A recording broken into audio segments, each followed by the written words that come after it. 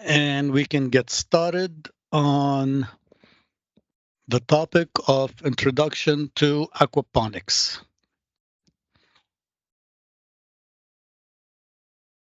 Okay, aquaponics, in general, you have the plants and the fish working together.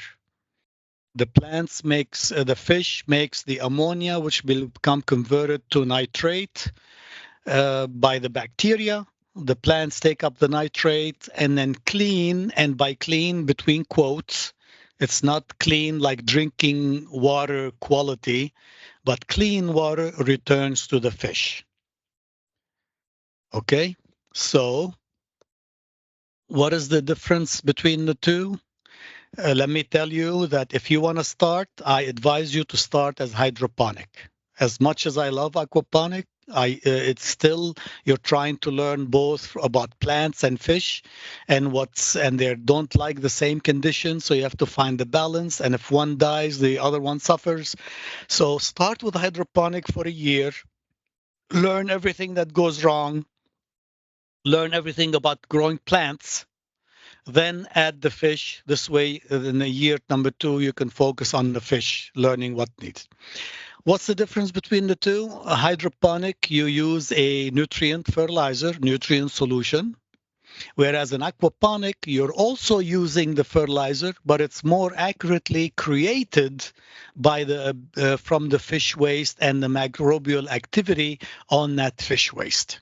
So you don't have to add fertilizer. The fish and the plants help each other.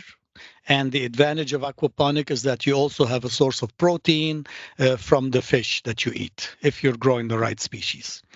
There are lots of types. Again, just like hydroponic, once you know what are the necessary parts and how they work together, you can build it yourself from a couple of, 50-gallon barrels or troughs, cattle troughs, or anything can be done once you know how the system works. Or you can buy a kit like here on the bottom left. This is more show and tell. It looks pretty, looks cute. The fish are here with the spray fountain and the plants are growing on the outside. But you spend, let's say, $5,000 for something pretty and you think you're going to feed a family from these few plants. This is show and tell, not really productive system. Actually, all of these systems here in this picture, in this slide, are just for as a hobby, not to feed a family. Unless you have a full greenhouse of these systems, not just two, then it's possible. Okay? So let's delve into more closely about where is the term aquaponic came from. Aquaculture is the system of growing plants in a very highly dense environment, which means that you create a high amount of fish waste. So all of these troughs with the fish, and you see the air pumps, air pumps pumping air so fish don't die. All of this water has to be exchanged, filtered, whatever. So that is a lot of water waste and a lot of filtration needed.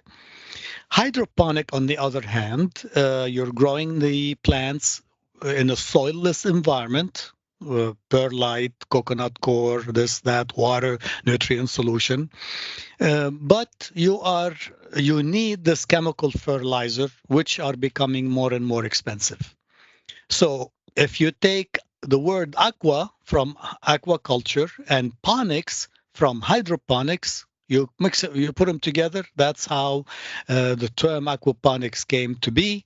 And it is by definition, not by definition, by logic, it means the combination and the result of both the technology of intensive aquaculture and hydroponic working together in a recirculating system. So anything in aquaponic, it's a recirculating system. Unlike the Dutch bucket I showed you earlier today, where the nutrient solution goes out, does not go back to the fish, to the solution tank, to the reservoir tank. In aquaponic, there's nothing open loop. Everything is a closed loop. From the fish to a tank to the plant media, from the plant to the back to the fish. So with that advantage, then you reduce your waste. You don't have to worry about the filtration because the plants are kind of doing the filtration for you. And you don't need the hydroponic fertilizer. Okay? So I've talked about fish, I've talked about plants, I alluded to bacteria, doing the conversion. So really, an aquaponic system is a three-legged stool, not just fish and plants. Without the bacteria, nothing works in an aquaponic system. Okay? And all these factors that contribute to the system, and that's many of them I measure, like air temperature, not often, nitrate, nitrite, ammonia, pH, EC. I don't measure carbon dioxide, dissolved oxygen, water temperature, pH, EC. All those that I measure are tell me the indirectly the health of the bacteria. Not about ammonia, that means the fish are healthy. No, ammonia is low, that means the bacteria are alive and they are converting, they're doing their work. So, and this is how all these factors interact. So you realize how complex the system is, and how if the water temperature is wrong, that will affect the air temperature, that will affect the plant, that will affect the fish, that will affect the ammonia, the bacteria, that will affect the dissolved oxygen. So, and dissolved oxygen will affect the bacteria. Dissolved oxygen will affect the filtration. All of those interact together. That's why I told you start in a system, build it for an aquaponic, but the first year use fertilizer, learn hydroponic, learn what the problem you have in June and what problems you have in July and what bugs you have in May, and how to deal with them. Once you feel confident about growing plants, then you can add the fish, and then you can put 90% of your effort focusing on the fish, and 10% on the plant because you spent a year working on the plant. So without bacteria, you don't have an aquaponic system, and everything we do is to maintain the health of the bacteria. Okay.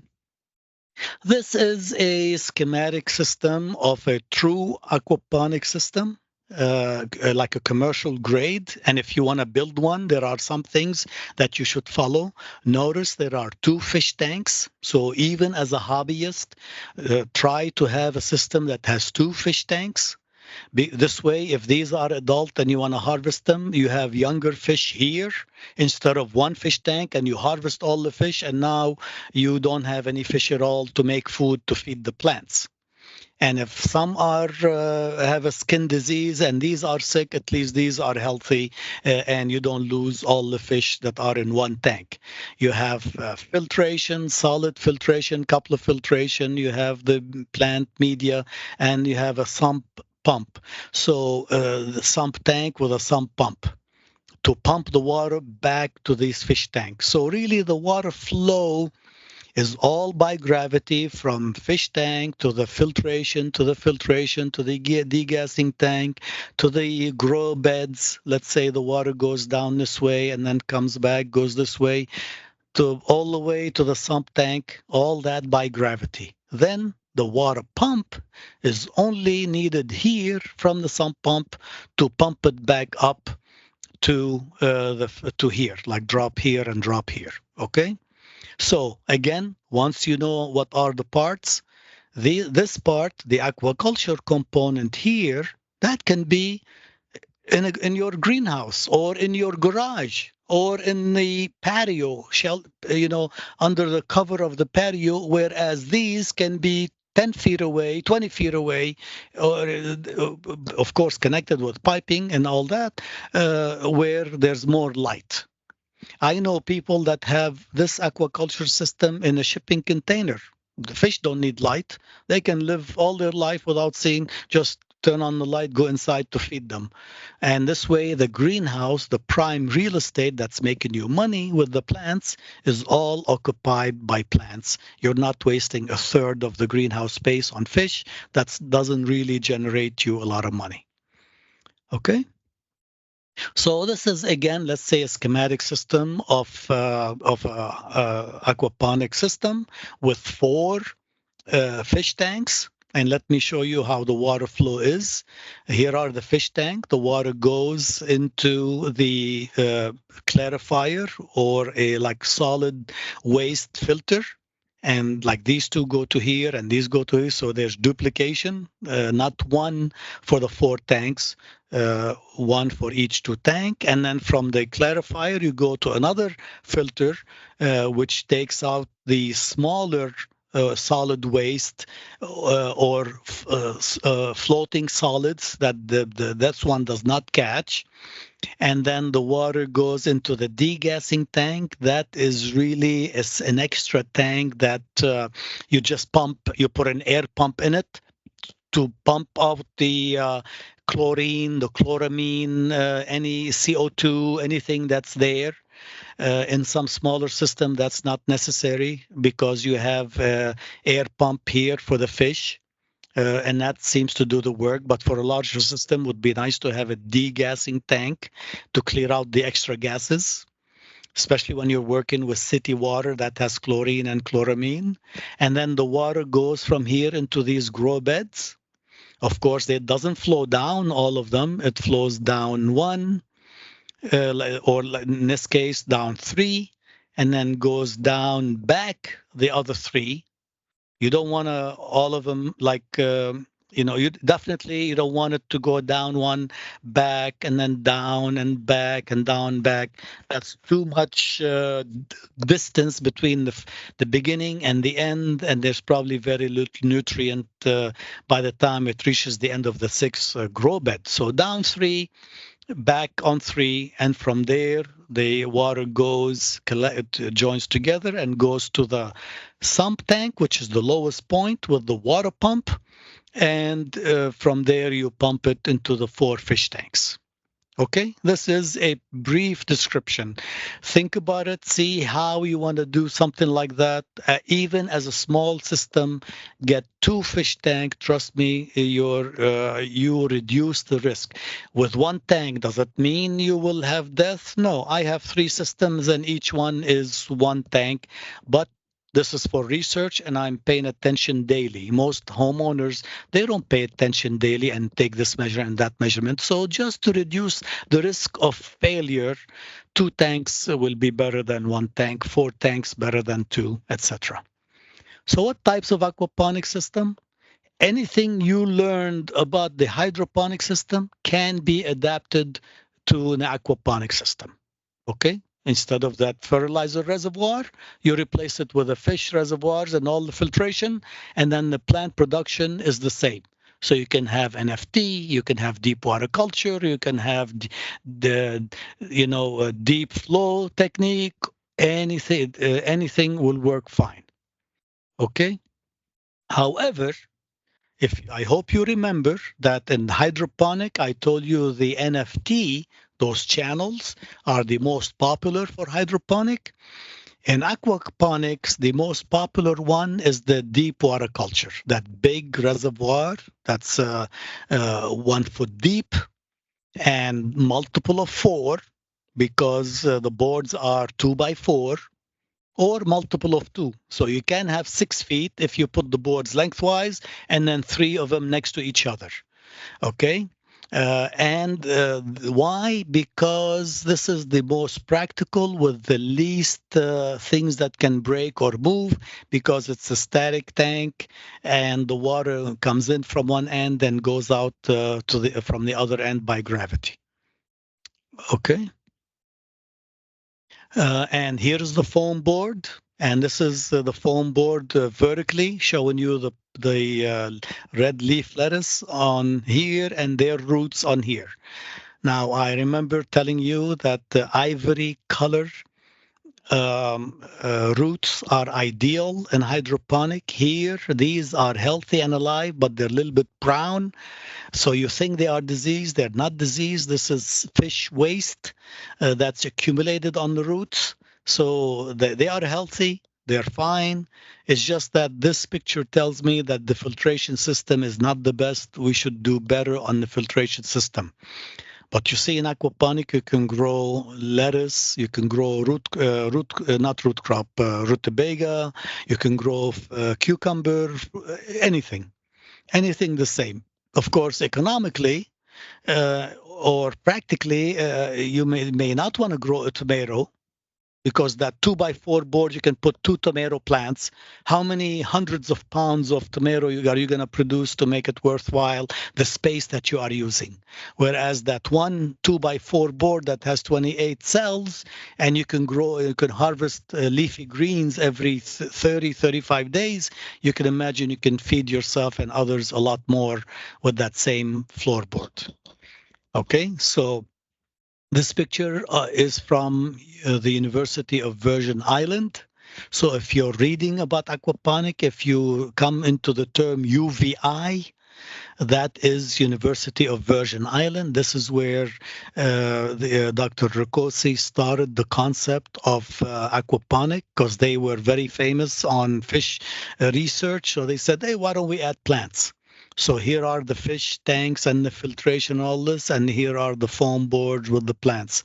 And even as that early, they realized, hey, we can just push the foam boards from one end. So here is the harvest end. And every time they harvest a board or two or three, then they push them all the way down and they put the new ones here. See, here's the old and youngest, and then the most young. Okay.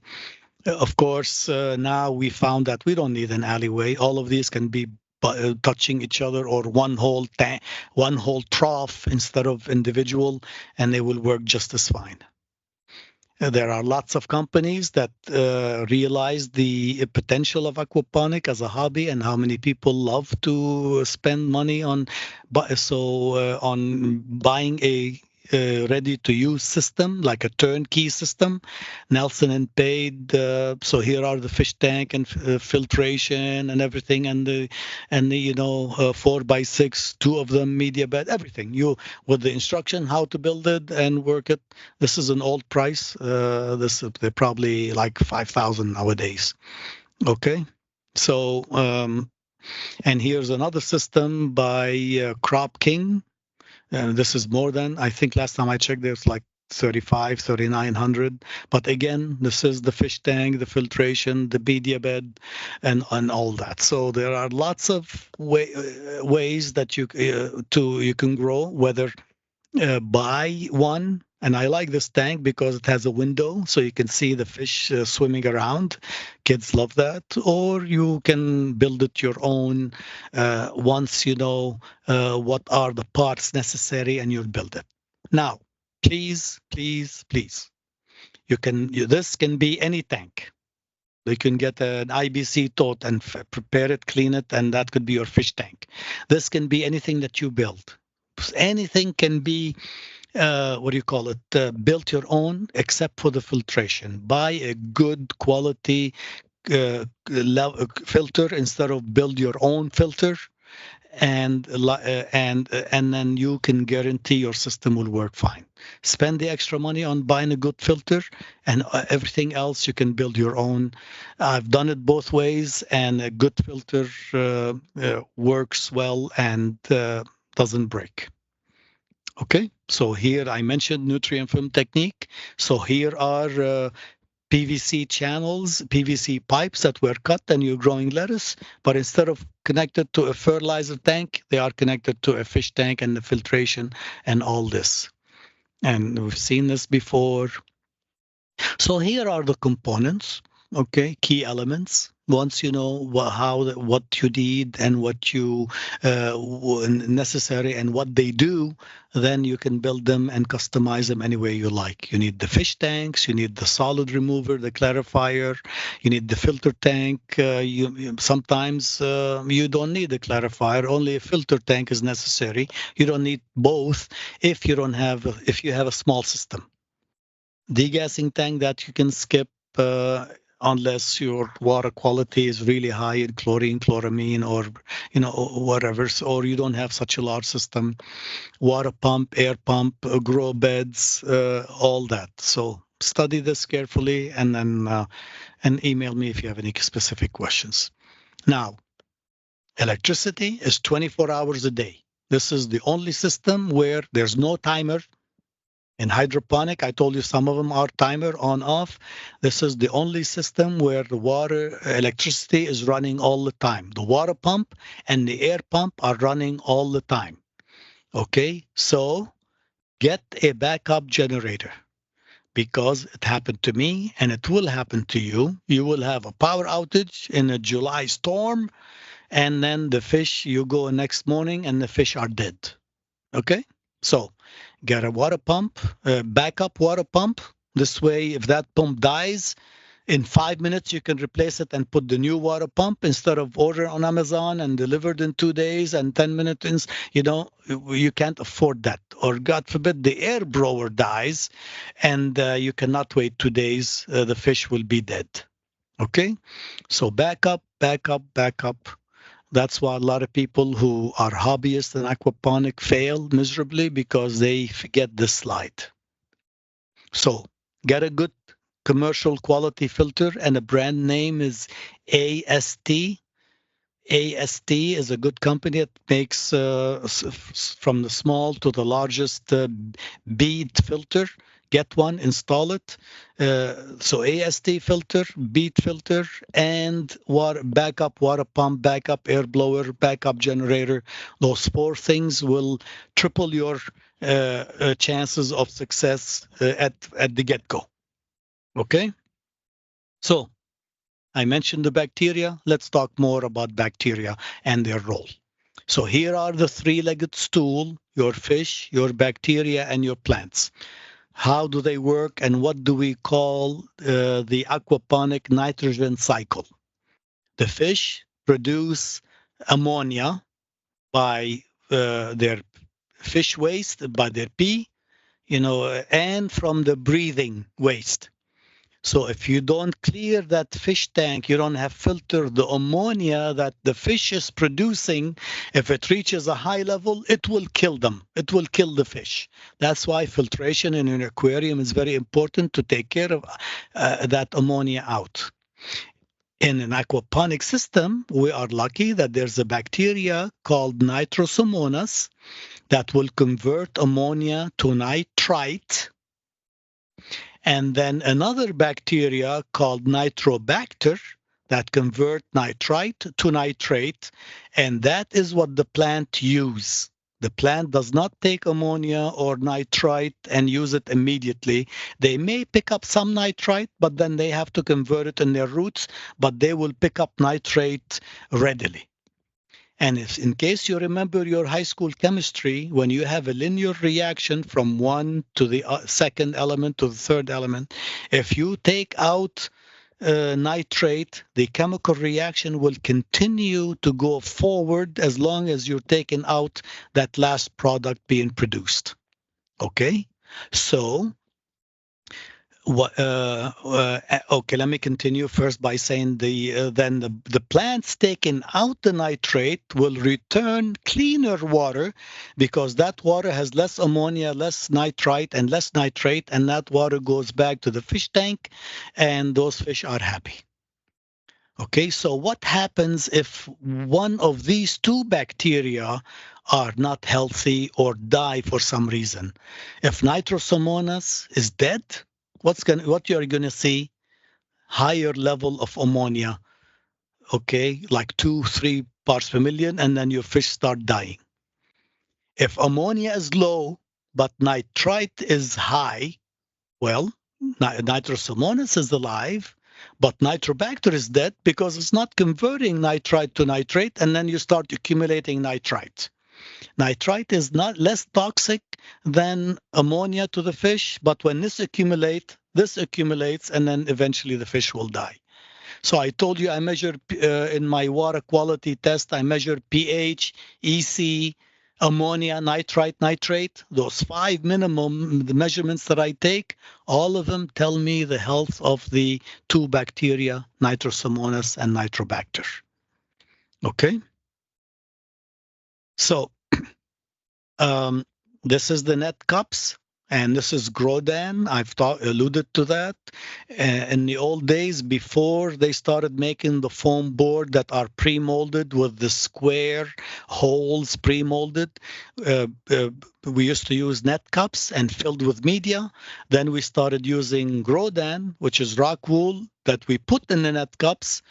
Nowadays, we put the Grodan directly in the foam boards because the foam boards are molded to fit the square shape of the Grodan cube.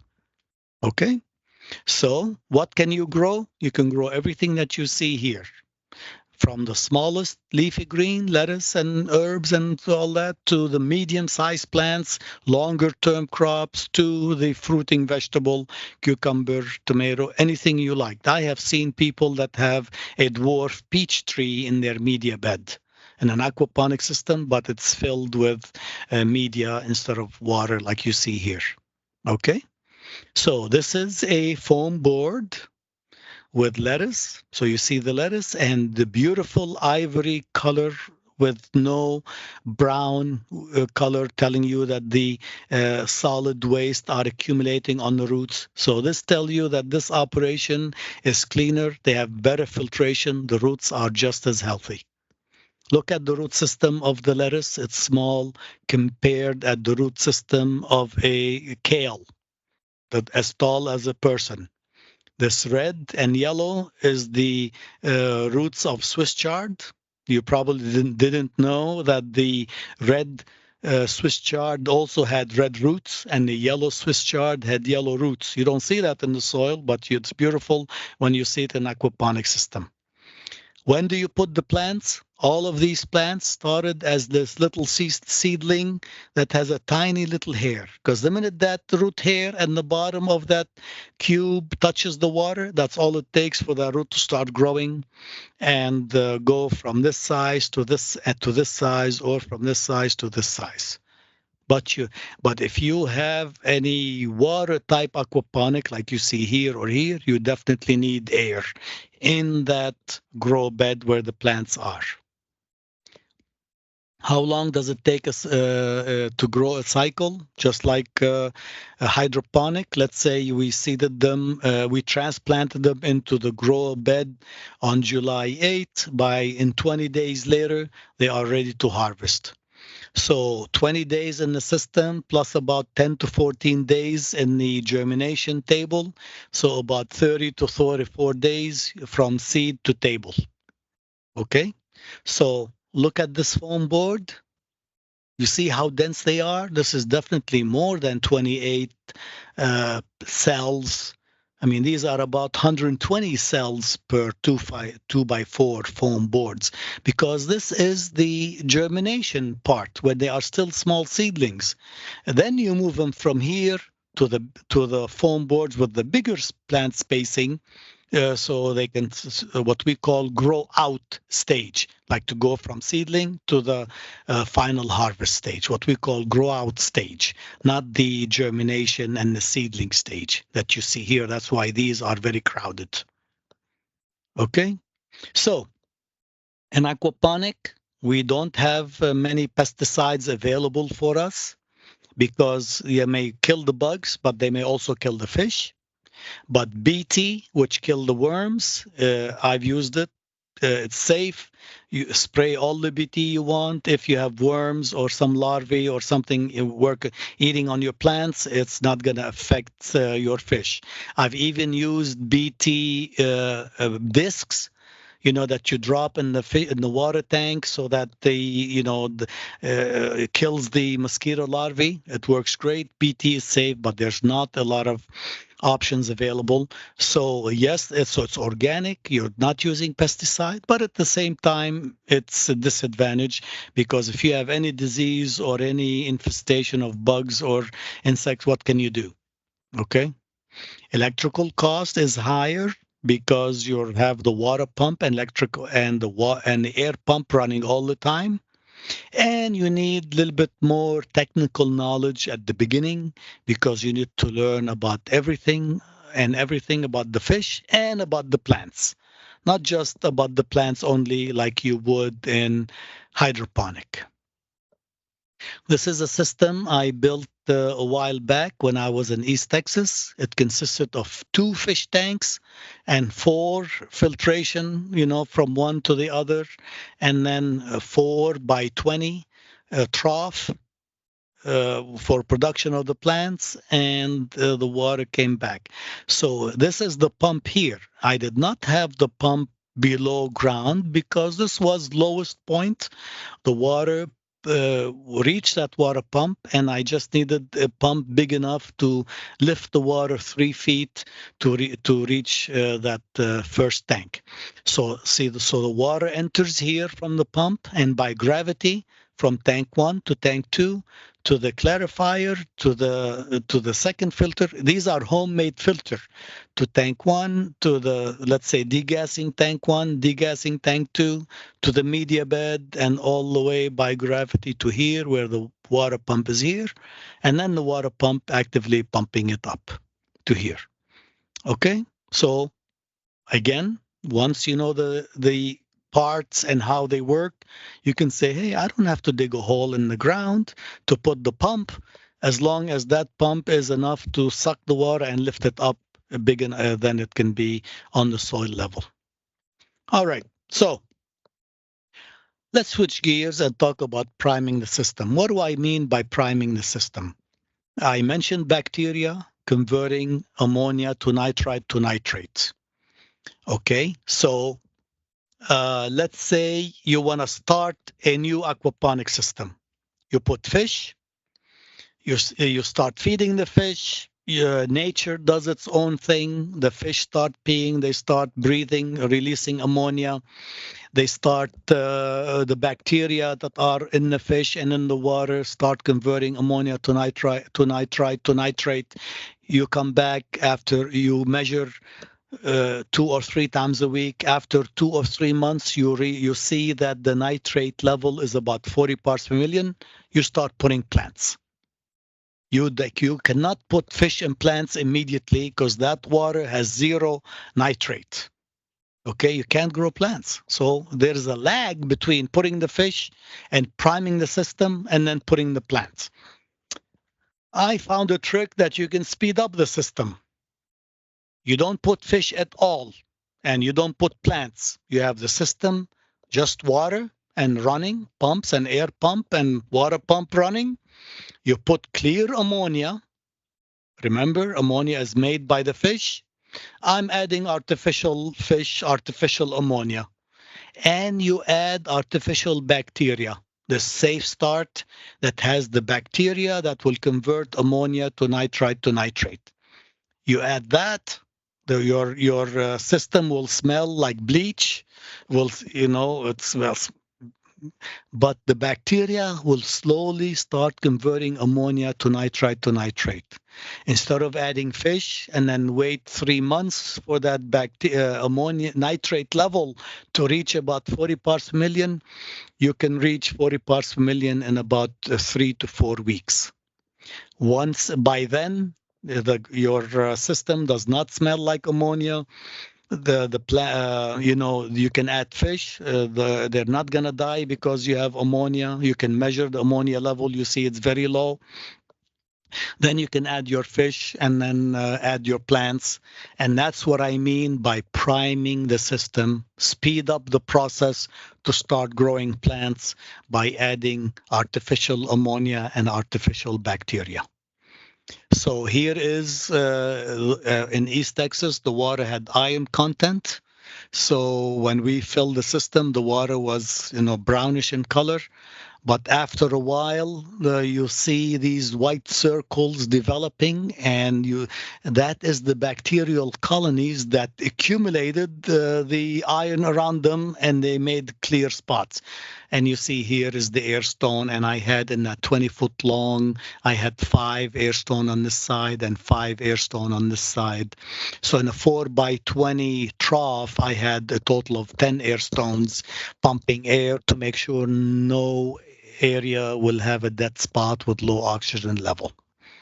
Okay, and here's the video. There's no audio, just listen and you see how you close up and you come close up to it. You see little bacterial colonies, all these little beads, all little droplets that accumulated the iron around them. And then, so that tells me this is good. These bacteria are there. And look how clean that water. Very little. I mean, there's a little bit of debris, fish waste, but it took like 3, 4 months before I had a very tiny amount of solid accumulating at the bottom. Okay, with aquaponic, there's the eternal debate between two groups of people. One say, I don't need a high fish stocking density. Why do I need to reach 40 parts per million? 10 palm is enough as long as the plants are happy. So the high density or low density. So I did a study. I had two fish tanks, two systems. I put here 10 times the number of fish that in this system. So I'm calling this high density and this low density. I think you see from this purple pak choi. I mean, you may not see it, but here the plants are double the size, deeper color. They started earlier, got bigger. The yield is twice as much. So there's definitely a correlation between number of plants, fish, and the yield of the plants. I am of the opinion that a high density and good filtration system is better for the plants than a low density with no filtration, because you have low density fish, there's not a lot of fish waste produced, and having average yields or low yields. I leave it up to you. Okay. Here are some of the problem I faced. I noticed millipedes that I thought initially, oh, wonderful, look, let them eat. They're eating the algae on the side of the foam boards. Why not leave them? Well, after they ate all the algae, they ran out of food. Then they crawled under and they started eating the roots that they could reach from the plants. And in this picture, notice that the plug I removed when I drilled the hole saved them, because anytime you are not growing, cover that hole. You want to have the least amount of light reaching the water so you grow the least amount of algae. And this system here is about after 2 or 3 months of production, and you see just a little amount of fish waste started to accumulate at the bottom. The water is still clear. As long as you see the bottom of the water, you know your filtration is very good. Okay, so here is more millipedes and more millipedes. And when life gives you lemon, you make lemonade. Instead of taking them and throwing them, I started cutting them. I am not too humanitarian, and I fed them to the fish. The fish were small size. If they were big enough fish, you can drop them as is. So here is a protein source for the fish. They loved me for it when I gave them these worms. So you catch bugs, drop them in that fish tank. They'll clean them out for you. They eat all the bugs. And here are the fish. At the time, I was growing uh, um, uh, goldfish, and look at that. They're going at them. Okay. I think shown you this before with all the parts. And this is a little bit more detail on a commercial system with all the parts that you need, and it tells you your annual harvest of the fish if you do a system like this. So this is a greenhouse level, because look, the two grow beds are 56 feet long, and then the filtration is 11 feet, and the fish tanks are 18 feet. So let's say 30 and 56, that's 96. That, here you go, that's a full length greenhouse, 30 by 96. Okay, so but in this one greenhouse you have 6 harvests of fish, about 150 pounds each harvest. So that's 918 pounds of fish that you can sell. So at the time or now, you can figure out how much the fish sell, and you can say, here is my income. A good commercial operation aquaponic, I tell them your fish sales should cover your expenses in terms of fish feed, the labor, the water, electricity. Then the plant sale is profit. Okay. For vegetable, time to harvest is 4 weeks. So then, if you are growing lettuce, the annual lettuce production is anywhere from 26,000 if you are growing full heads of lettuce, or 46,000 heads of lettuce if you are growing baby lettuce.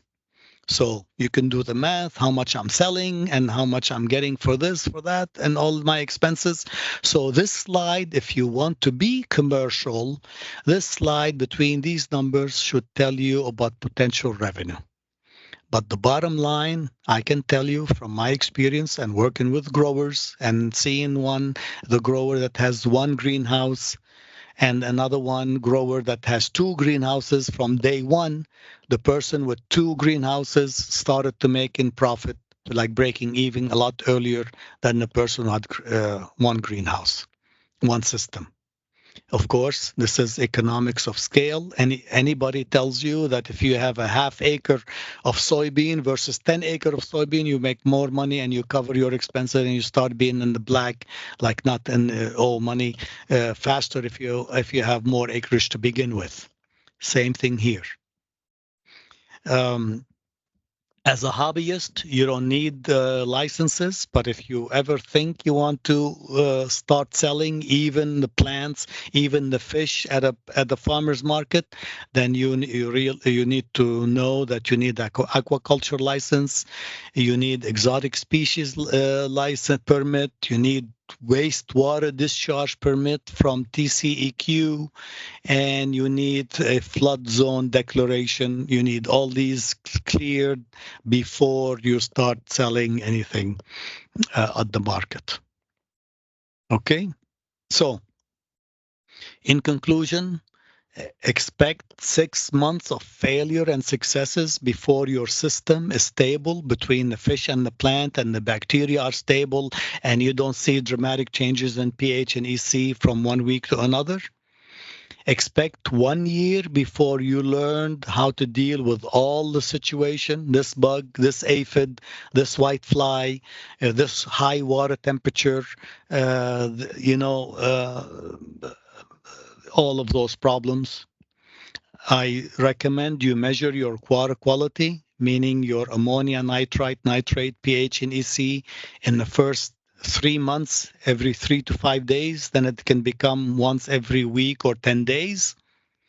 And then even if everything is automated, which it is, you have a water pump, air pump, everything, you must do a daily walkthrough to make sure everything is running. And you reach a stage where even when you get near the system, the sound of the air pump and all this tells you everything is working well. One day you go inside. I remember going into the greenhouse and something didn't sound right, and then I realized that one of the air pump was not working. Just because it sounded different, something was missing. So with time, the sound of your system operating will tell you everything is working well or not.